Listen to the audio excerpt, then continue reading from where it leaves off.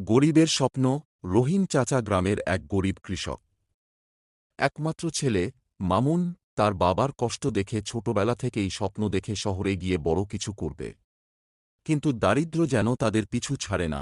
একদিন রহিম চাচার ক্ষেতে প্রচণ্ড ঝড় বয়ে যায়। ফসল নষ্ট হয়ে যায়, আর ঘরে খাবারও থাকে না।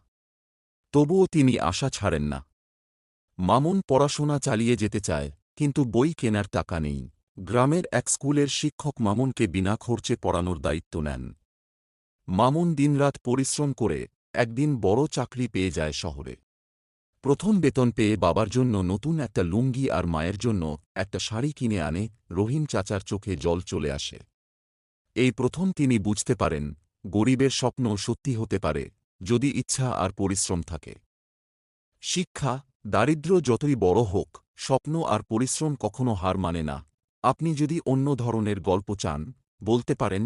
এই রকমের ভিডিও পেতে সাবস্ক্রাইব করুন।